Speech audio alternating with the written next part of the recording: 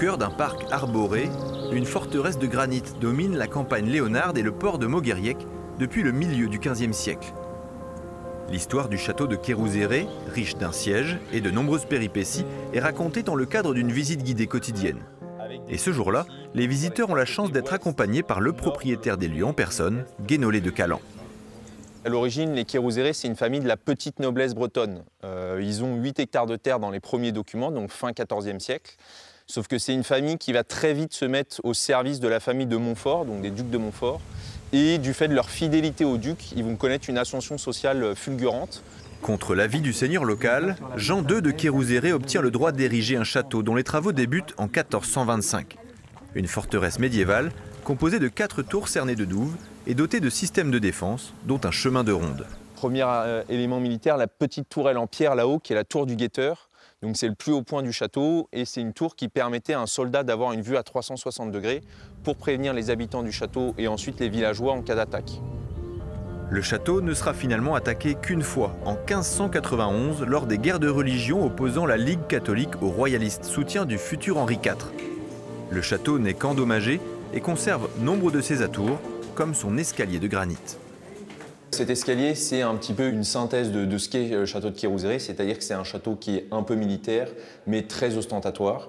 Il a un aspect militaire évident, c'est le sens dans lequel il tourne. Donc c'est un escalier qui tourne dans le sens des aiguilles d'une montre, comme dans tous les châteaux militaires, parce que la plupart des gens étaient droitiers, donc tenaient leur épée de la main droite. Et donc l'assaillant qui attaque le château est gêné ici, son épée est gênée par la partie centrale. Et puis c'est un escalier qui est décoré un petit peu partout, donc déjà on a l'arrière des marches. Donc il faut remarquer que chaque marche est composée d'un seul bloc de granit. Au fil des siècles, au gré des ventes et des mariages, Kérouzéré change plusieurs fois de propriétaire jusqu'à ce que Guénolé de Calan en hérite avec ses frères et sœurs. Cette chambre, probablement celle du seigneur, a longtemps été le cadre de ses vacances d'été.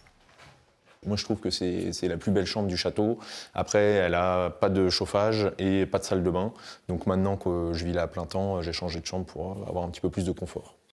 Ce château, c'est vraiment un membre de la famille, quoi. C'est dans notre famille depuis 200 ans. La vie de mes grands-parents et de mes parents a beaucoup tourné autour du château.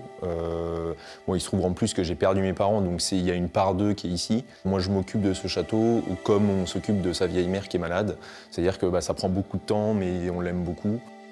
En 2024, animé par ce lien fort, Guénolé quitte un poste de directeur financier à Paris pour se consacrer avec sa femme au château, notamment en l'ouvrant beaucoup plus largement aux visites. À gauche, vous aviez la chambre de madame.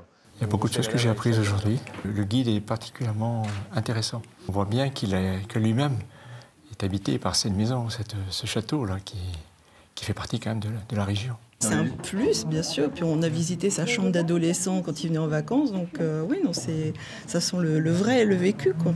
J'ai trouvé que le présentateur, il expliquait bien les choses. Et puis, puisqu'il est de la famille, on sentait qu'il vivait ce qu'il disait et qu'il appréciait les moments qu'il nous faisait partager. Donc j'ai bien aimé.